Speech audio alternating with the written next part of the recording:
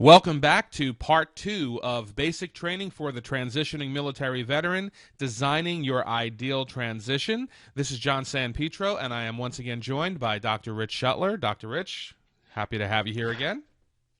Great to be here, John. Let's dive into this content that we have to help other people. Absolutely. Well, in this video, we're going to talk about how to take control of your transition rather than letting your transition take control of you. We're going to go through a checklist of personal and professional areas to consider when you are designing your ideal transition, and we're going to give you a roadmap, an actual document that's going to make it easier to accomplish exactly what you want to accomplish. So as Dr. Rich said, let's just dive right in. First of all, what is the ideal transition? And the answer to that is that there is no set answer. Every person's ideal transition is going to look different. Rich, I'm sure when you came out, you were looking at a transition that was very different from some of your colleagues who were coming out at the same time.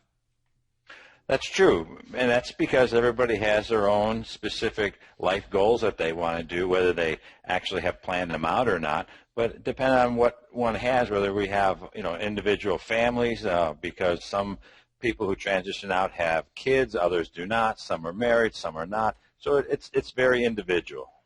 Basically, the ideal transition is the transition that's ideal for you. It's the transition that meets your needs and your expectations. And it's probably been a while since you had to really consider that. When you go into the military, it's really about being part of a team. And so now as you're coming out, it's really about the individual. And that may be something that's a little hard to adjust to, right, Rich?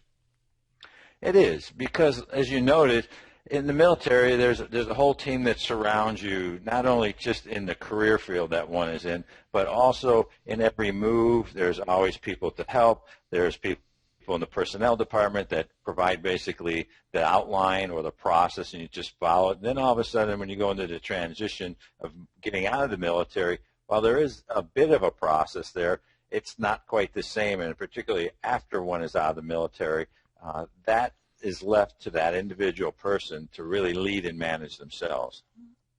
So when you take all of that into consideration, the most important thing for you to remember is that you get to choose your transition. You get to design the path that's ideal for you. It's really your decision. But, and here's the big but, you have to be willing to make it. And this is really the X factor. Because what you find in military transition and in most transitional situations is that many people are hesitant to make that decision for themselves. They're afraid to design their own transition. Rich, I'm sure you've seen this quite a bit in your career and counseling other people, yes?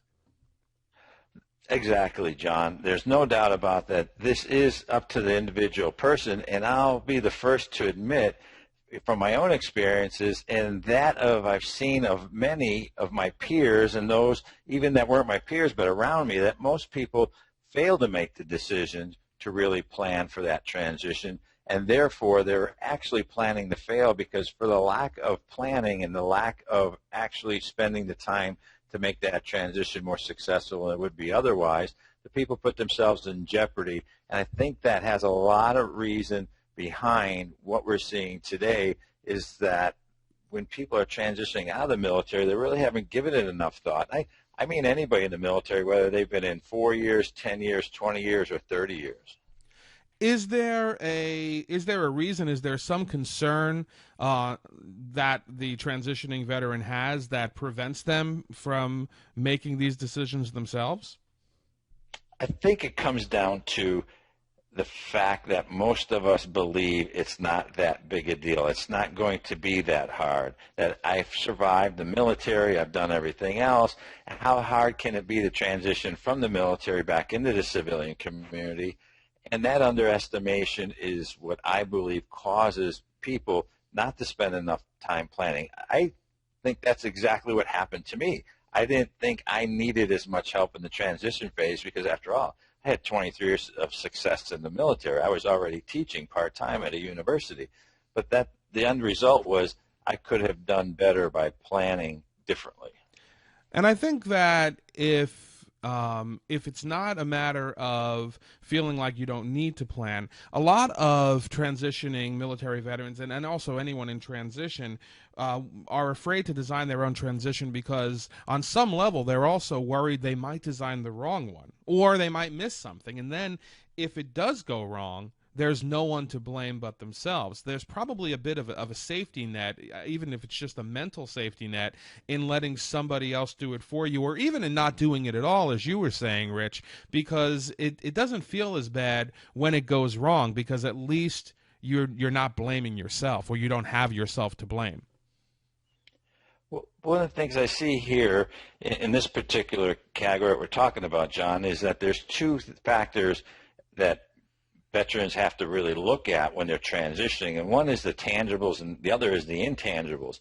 And it's easier to plan for the tangibles, and it tends to be the intangibles which become more problematic after the military service is completed, because it's those intangibles of the feelings, it's the intangibles of the association and the environment that we're no longer in, and it's those intangibles that people fail to give enough consideration for when the other ones are easier. The other ones are easier to find a job, perhaps, or to find a place to live. It's the intangibles, I believe, that causes the majority of problems, then as it is even now more so with the veterans that are coming out that have seen so many horrific things in different wars and just the struggles they've gone through in their most recent past. And one thing that I tell my clients is that when you decide not to take control, it's still taking control of the situation. You're simply choosing to not take as much control as you can. But when you do that, you do leave a lot to chance. And if you're not willing to take control of your transition, it's very unlikely that you'll get the ideal transition you're looking for. And when that happens, you'll end up with a post-military life you're not completely happy with. And unfortunately, it's a life that you're going to have to live with for a very long time. And here's the kicker. If you choose not to take control and all of this happens, you still have nobody to blame but yourself. So I don't know about you, but if I had the choice between taking control and then at least knowing I did my best and not taking control and leaving it up to the fates, I would take control.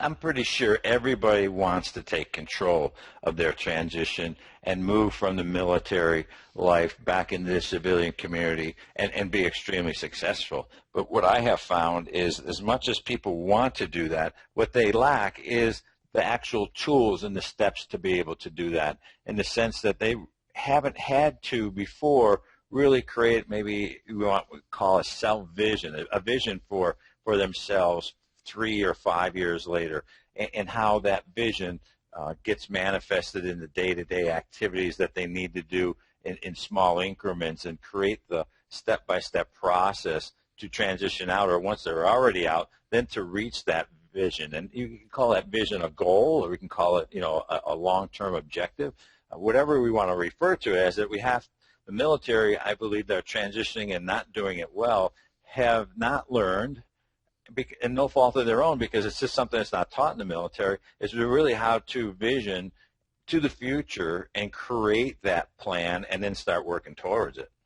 I agree. I think that there is absolutely a percentage of people who simply don't know what the steps are they need to take. And so what we're going to do right now, we'll segue right into that, is give them those steps. We're going to talk about how to take control and design that ideal transition. So the first step is to acknowledge the fact that you do have the power to design your own ideal transition.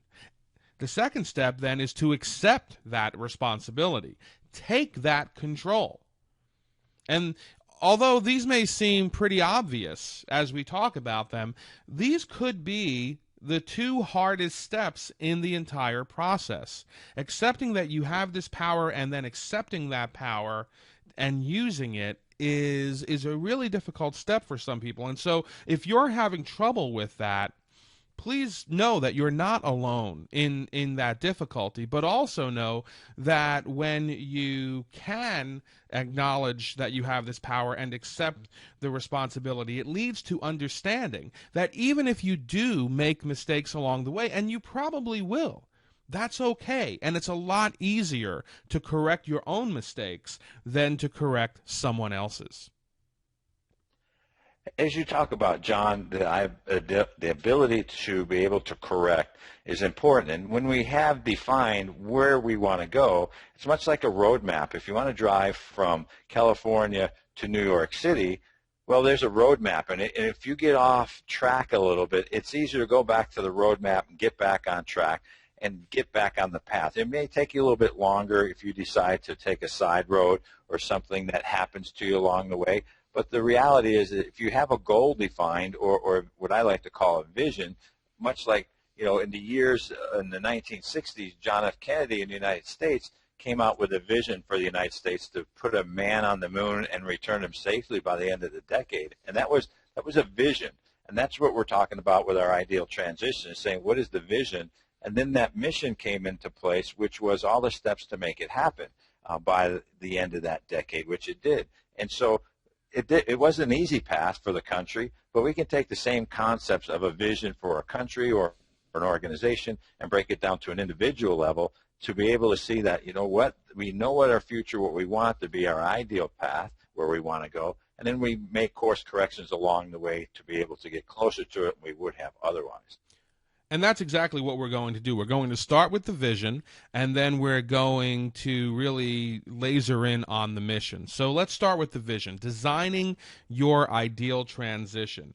The great thing about designing your ideal transition is that you get to design it. There's no right or wrong answer. And so we're going to break down the areas you should consider when you're designing your ideal transition into personal areas and then into professional areas. And then, so let's just start with personal. The first area that you want to consider is, where do you want to live? Is it your intention to go back to where you were living prior to your military service? Is there somewhere else you would rather be? Is there a location that you feel would be more conducive to your ideal lifestyle, to the career that you want? You get to choose where you want to go, and this is probably the easiest time to make that decision before you're more entrenched in one particular location. Rich, when you came out, did you know where you wanted to live, or did you go back to where you were? Well, I mean, you were in the military for several decades, but did you go back, quote unquote, home, or did you move about?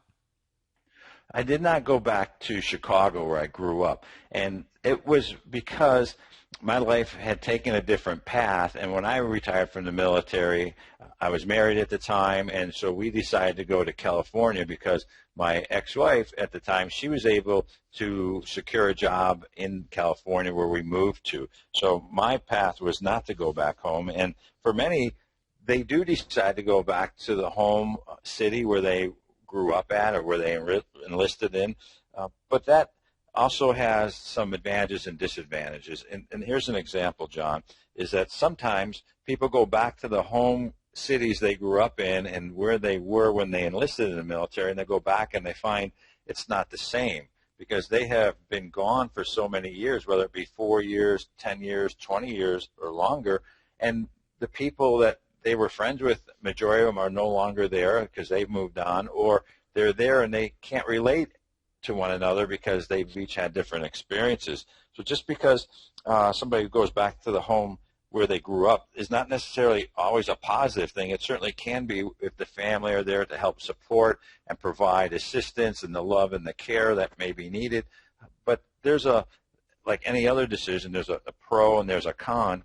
And this is one area of transition where I think a lot of veterans don't give enough time, and they may choose very quickly to go back to the city or the town they grew up in and find that when they get back there, it's not what they expected.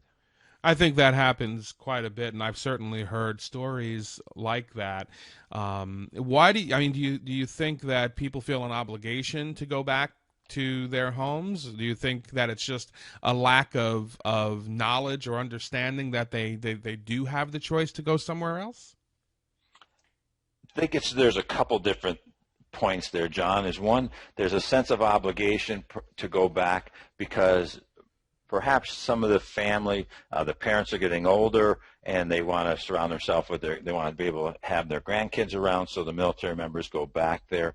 It's also initially a comfort factor because by not making a decision to go somewhere else, it's almost easier to go back where you came from because there is this perceived level of comfort and trust and surrounding yourself back in your old environment. Unfortunately, that old environment for many of us was the reason why we left it. For me, when I lived in Chicago, there was a lot of negativity going on there in the mid-1970s when I left. And if I would go back there, I would not necessarily find that to have been a popular choice for me or something that would make me thrive at the current time as I retired from the military.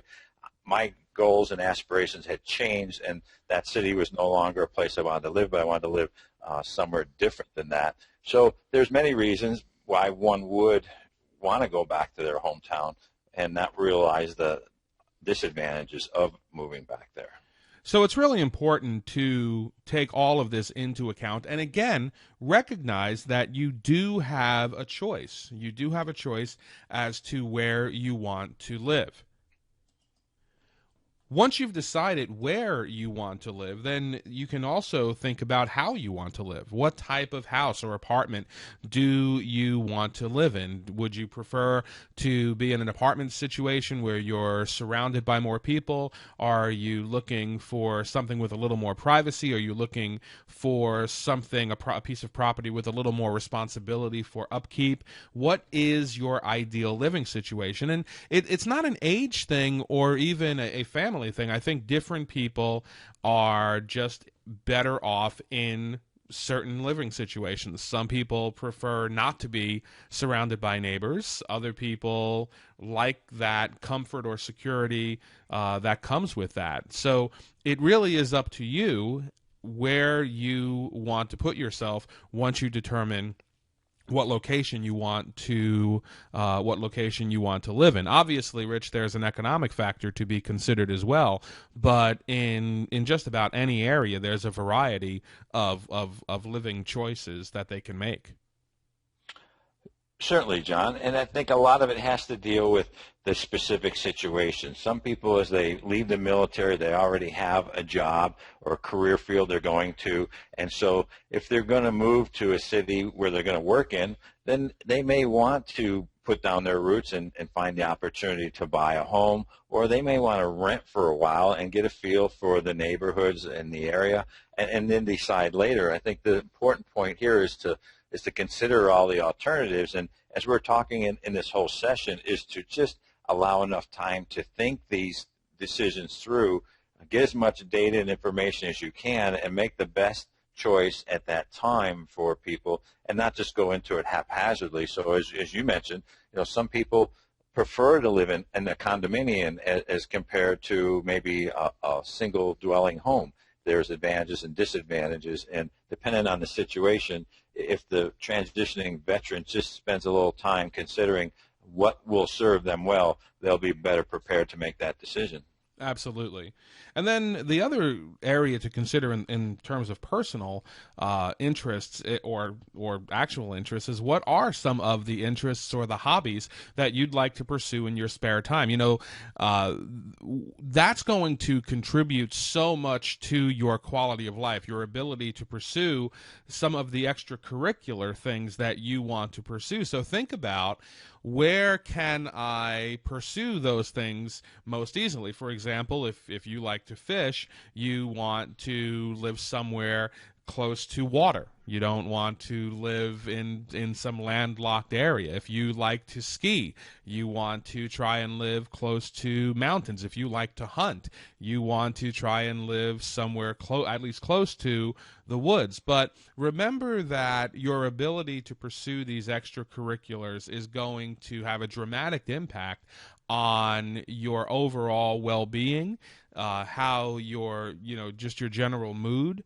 And if you can't pursue the things that you want to pursue, it's going to lead to frustration. And that's certainly something you don't want to have happen. And certainly in a situation where you're designing your ideal transition, that situation would be less than ideal. So really think about what it is you'd like to pursue on an extracurricular basis, and try to put yourself nearby or make the pursuit of those things as convenient as possible. This is one of the areas, John, which I mentioned a little while ago about the intangibles of having one's hobbies and interests in mind, because once you move into a new city or you get resettled into perhaps a hometown, it is to realize that it's the hobbies and some of these interests that will help reduce stress in the long run, and reducing stress of the transition or reducing stress of everyday life demands is important. So as you mentioned, for example, in the military, there's a lot of people who golf because the military provides some outstanding golf courses pretty much everywhere around the country where there's a military installation. And for those who really like to golf, if they were to move somewhere where that golfing is not available or is very expensive to golf, people find that now they don't have that opportunity to go do something that relieves stress, something that they really like to do, and therefore they may become a little bit more depressed, or they may just feel like, now they can't do the things that they used to do before. So this is a critical point for the veterans to consider, is the aspect of their well-being, the intangibles of what's going to help them to feel better. For example, for me, I spent a lot of time diving in the military, having been in the Navy and stationed at a lot of duty stations that were on the ocean front and traveling to a lot of places for diving. That was important to me, and so I decided to live in California, where it was easy access to the ocean. And if I wanted to dive, it was not like it was going to take me a long way to go. I didn't have to plan a huge dive trip. I could just get in the car and within an hour or two be in the ocean and having fun.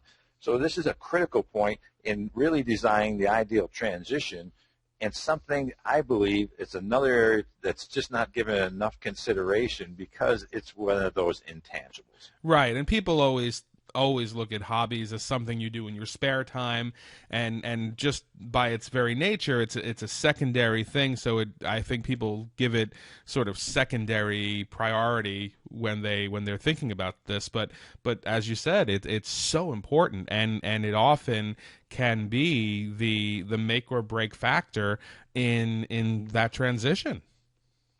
And it's also important to take into consideration what are the hobbies and interests of the family members. For those veterans who are transitioning out, if they are married and if they have children, they have to also take this into consideration, because particularly those who are transitioning out perhaps after 20 years, they may have teenagers, and those teenagers have their hobbies and they have their interests, which are just as important to them as it is to the transitioning veteran. And one has to really take into account all the different things from the family members, which will allow the transition to be more successful than it would be otherwise. Right. And then once you've thought about all of the personal areas, then we move into the professional areas to consider. And, just starting big and working your way down, first of all, what industry would you like to work in? And that's going to have a lot to do probably with the skills that you've learned in the military, possibly with the skills that you had before you went into the military. But again, because we're designing the ideal transition, you get to decide where you want to work. And again, it starts with this big picture. What industry do you want to work in? And then you start to narrow it down. In what capacity would you like to work in that industry? What type of work environment would be ideal for you? And then, based on this, you have to ask yourself the question, do you want to or do you need to continue your education in order to possess the qualifications that you need for the industry, the capacity, and the type of environment that you ultimately want to work in. And I think that for the most part, just about everyone who's coming out is going to want to continue their education in some capacity, right, Rich? In most cases, yes, John. A lot of military will, and the good thing is through the VA Veterans Education Assistance Program, depending on how long somebody was in the military and when they enlisted or joined, they have different options as far as what educational benefits are available to them. For example, when I went in the GI Bill, the Vietnam era, I had 48 months of education allotted to me, which was quite a bit of time and money to be able to put towards an education, and it allowed me the opportunity to continue on with my education. One thing I encourage people to do when they were in the military, because it worked for me, or once they retire, is to go to school and use those benefits that they earned first, but also that they have available to improve their education, because it allows one then to grow professionally, whether it be just in general education to become a better citizen, if you will, or a specific area of expertise to develop to a greater extent. And I always found that education is the one thing nobody can ever take away from you. So if you happen to change career fields down the line yet again, the education one has is always a base, and it's always there to say, hey, I have a bachelor's degree or I have a master's degree. And in one of our earlier chapters, when we were talking about some of the difficulties and the surprising difficulties that some transitioning military veterans have, we talked about the work environment. We talked about how it can be a big adjustment for some people to move into a more lackadaisical work environment than they were used to in the military, where people aren't taking quite as much responsibility, or people don't take their jobs quite as seriously. And so this is the part of the process where you can really assess how well you're going to be able to adjust to that. And again, look for the type of work environment that's going to minimize that problem and really be most conducive to what's going to make you as happy and productive as possible. As we look at the professional areas to consider, John, as we talked about, is being able to have an understanding of what industry or career field one wants to go into. And then once in that, or once they start making progress towards getting a job in that area, then they can actually align their education to help them, once they're in that career field or in that new line of work, to tailor their education to help develop the skills that they'll need to perhaps later be a senior manager. What things that happens, and it's very common amongst particularly enlisted people that move out of the military, and in particular, the more senior enlisted people who retire after 20 or 30 years, they've had these successful careers in the military. They've done great things on leading people and developing others. They're great leaders. They're great managers. They've been trained well. And then they get out and they decide to go into a career field that's similar to what they had in the military, but they didn't perhaps maybe take the time to go to college, and they're not as prepared. They can't just step right into a senior level role as they would like to, and they believe they should, because they haven't built up the experience in the civilian community yet. So it's almost like they have to take a step backwards and reprove themselves, and that can be very challenging for some people. And so when we look at the industry that somebody might want to go into, there's also the realization, when you talk about the capacity and the type of work environment that's ideal for them, is to realize that they may have to, in their plan, consider what is logical in regards to a position that they can expect as compared to a position they may want. Right, absolutely. And this is the time to really think about that, because you don't want to be in a situation where you only realize that what you're looking for is not really what you're prepared for, what you've been prepared for once you're out in the marketplace. You don't want to have to deal with that. If you can plan in advance as much as possible, if you can look at where the bumps in the road might be and do the things now that you can do to flatten those bumps, it's going to be a much easier, much smoother transition, and again, much more likely that the transition that you will have is the one as close as possible to your ideal.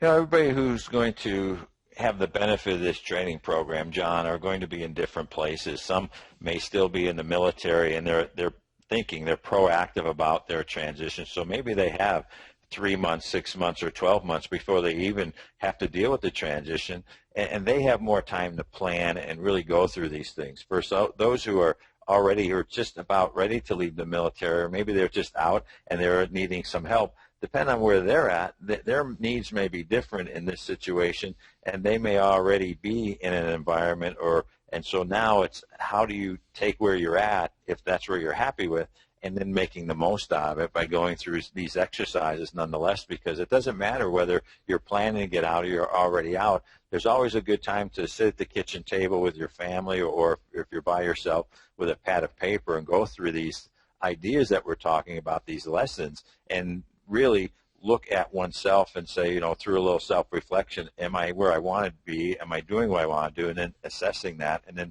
moving to correct that to go wherever they want to go with greater confidence.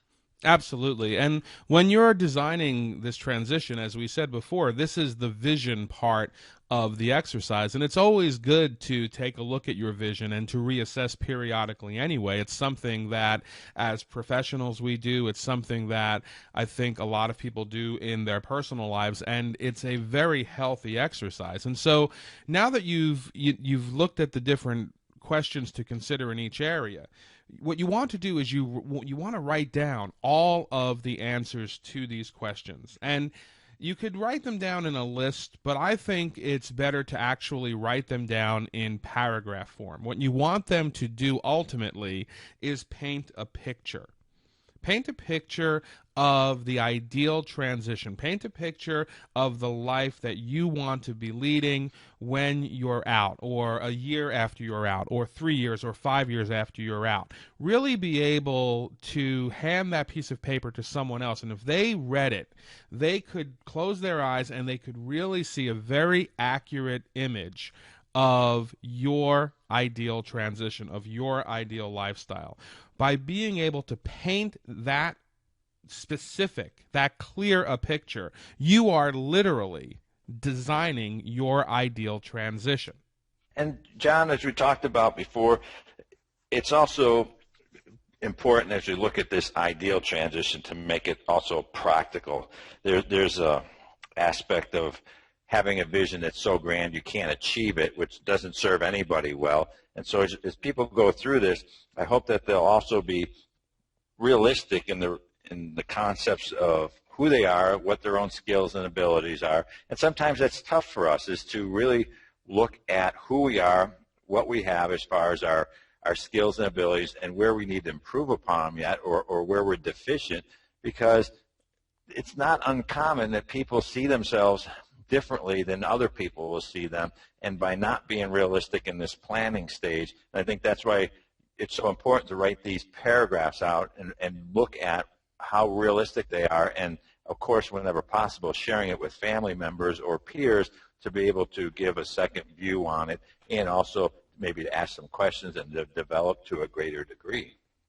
Exactly. And listen, if there's something that doesn't seem realistic in the short term, it doesn't necessarily mean that it's not realistic in the long term. It just means that there may be more planning that's necessary in order to make that a reality. It might not happen next month. It might not happen next year, but maybe it's a 5-year goal.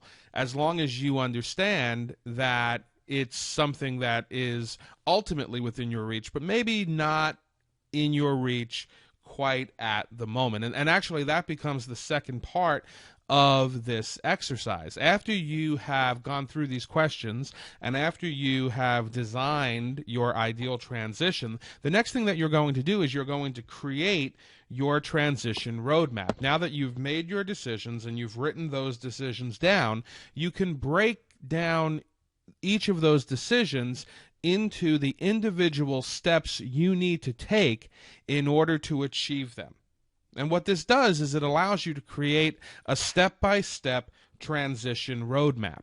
Because one of the things you don't want to do is you don't want to always be focusing on the big picture goals, because the big picture goals, as Rich pointed out, may be very, very large goals that could be many, many, many steps, a couple of years down the road. And if you just focus on those big picture goals, oftentimes that can be overwhelming. And when we are overwhelmed, we very often just stop. We're overwhelmed into submission. By creating this step-by-step transition roadmap and instead focusing on the individual steps rather than the big picture, you're more likely to get it done. And this is basic goal setting, right, Rich? Where you take a big goal and you just break it down into the piece by piece that you can consume realistically in short periods of time. It is, John, and we can use a couple examples here, and I'd like to use the one in education because it's pretty easy for practically everybody to understand that if you wanted to get a bachelor's degree, well, we know it's probably going to take several years to be able to do that. But to complete a bachelor's degree, well, we have to take a series of courses. And so those are like steps towards getting that bachelor's degree. And then within each course, there's different assignments that we have to do. There's different papers we have to write, or perhaps quizzes or tests we have to take. So each one of those are in of itself, they're individual steps that collectively add up over time, over in this case a number of years, to get a bachelor's degree. So we can look at, say, what is our major goal, which is to get that degree, and what are the steps we have to do to get that. That takes us back to the same concept of the vision and the mission. The vision being to obtain the degree. The mission is going through each individual course, passing each test, submitting each paper, and doing well from one course to the next, and therefore it collectively adds up. So as we're talking about here, it is to create that location, that decision of where we want to be, and then just really backtracking and filling out, okay, what do I have to do this month? What do I have to do this week? What do I have to do today? What do I have to do tomorrow? One of the analogies that I like to use is hiking. If I want to hike a particular mountain, the first thing I look at is how far, what's the pitch, and am I in good enough shape to get there? And if I'm not in good enough shape, then I have to get in good enough shape before I even attempt the hike first. But if I am in good enough shape, I get on the trail and I start walking. And if I just think about, well, I have 15 miles to hike today, I basically demoralize myself. And what I do instead is I just focus on the immediate step I have to take. I focus on the immediate piece of the trail that's within my sight. And, the distance between point A and point B, whatever your point A and point B is simply a series of individual steps. And if you focus on the individual steps between point A and point B, guess what? Eventually, you will get to point B. You will get to whatever it is that goal is that you want to achieve. That's a very good analogy, John. And much like the military people are already accustomed to getting promoted, they can always look at an example of themselves and how they got promoted, because getting from one level to the next in moving up the organization in the military, they had to do certain things, so much time in service. They had to have evaluations that were good. They had to perhaps do some correspondence courses. They had to have certain level of skills and abilities that over time were adding up. So the military veteran is already accustomed to goal setting. Now it's time to really do it for themselves, and then putting those objectives and those deadline dates. And one of the things I like to work with veterans is to help them perhaps better understand that once they create their goal and their objectives and their timeline, is that they need to go back to it every once in a while. And if they fall off track or something happens for whatever reason, you don't throw out the goal, you don't throw out the whole timeline, you just readjust it. If it's important enough, you just readjust it and continue on. And yes, it may take you a little bit longer, but that's okay. So here are the individual steps that you need to take in order to create this transition roadmap. The first thing you want to do is, again, you want to make a list of each step necessary to achieve each of your transition objectives. So now you have a master list of everything you have to do, every step that you have to take. Second, you want to take each step on that list and you want to place it now on a second list, essentially a timeline that shows you when you have to start a particular step and when you have to finish it. It's this chronological list of steps that becomes your transition roadmap. This is what you can follow day by day, week by week, month by month to make sure that you are on path, on purpose, and on track to meet your individual goals, to make sure that you're taking the individual steps that you need to take when you need to take them to get between point A to point B. And if you focus on these individual steps and focus on making sure that you're meeting the deadlines, you will get to point B when you want to get there.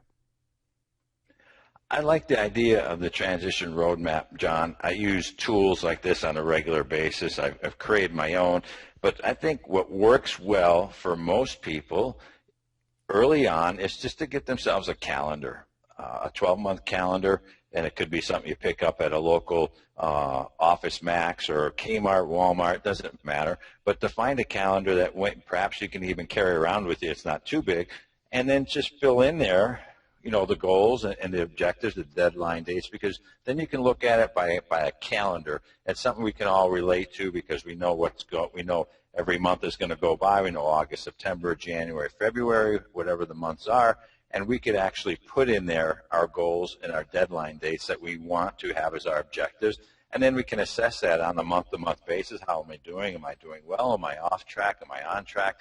There's many different tools one could use for a roadmap. Some may be proficient as a project manager, and they can use Microsoft Project for that. They could use Excel. There's many different ways. I just encourage people to find one that they're comfortable with, that they literally have it as the vehicle that they can put their ideas and goals into, and then use that.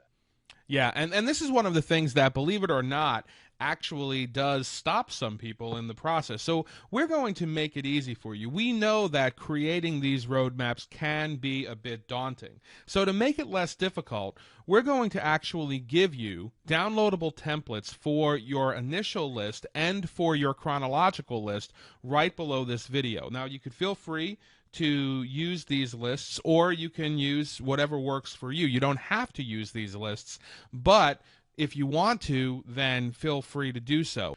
We'll also give you examples of both lists to help you visualize the exercise. In case you're having some trouble wrapping your head around what we're talking about, you'll be able to actually see it in practice. And of course, if you ever have any questions, you can always contact us. Reach out to us at admin@ProProgressAcademy.com. We are here and we are very happy to help you with whatever difficulties you might be having. John, one of the things I would just encourage people to think about as they're making these lists and they're putting their goals together is to do something that most will not do, and that is to consider whose help do they need to be able to make their transition successful. And in the essence of their goals and completing their objectives is there particular people that can be helpful. Maybe it's if they're married, a spouse or their children, or maybe it's a peer, maybe it's a coach, maybe it's a parent. But the idea being is that we're not in this alone. There's surrounding people that are willing to help and will help, but many times we have to go to them and say, you know, here's my goals, this is where I want to go, this is the help I need. And when people know that, then they're able to assist and guide, and that can make this process so much easier, and it shows that, you know, they don't have to do it alone, and that it could be that just extra person of having that accountability partner per se, much like we had in the military, where we were always had somebody who would watch our back. There was always somebody we could count on, whether it be a supervisor or a peer or a subordinate. We knew we weren't in it alone, and the same thing happens here. We're not in it alone. For the veterans, you're not in it alone. There are people around you to help you, and as John just mentioned, you can always come to us for help and ask us, and we'll do whatever we can to help you.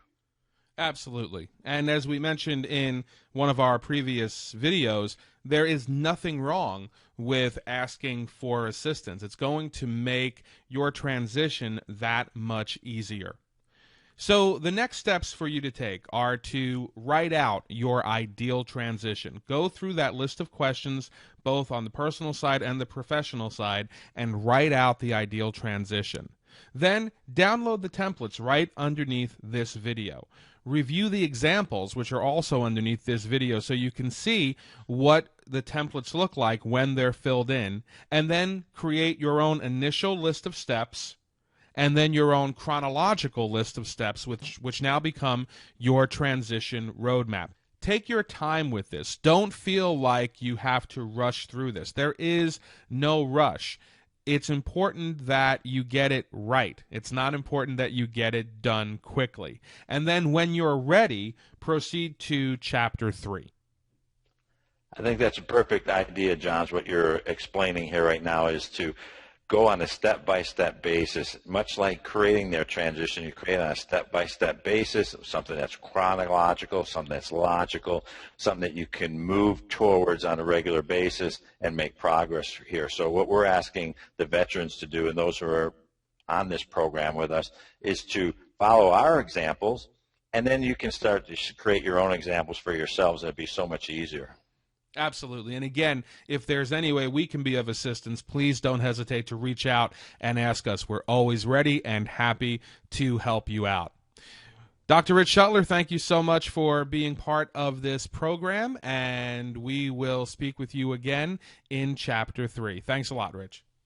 Thank you, John. It's been a pleasure.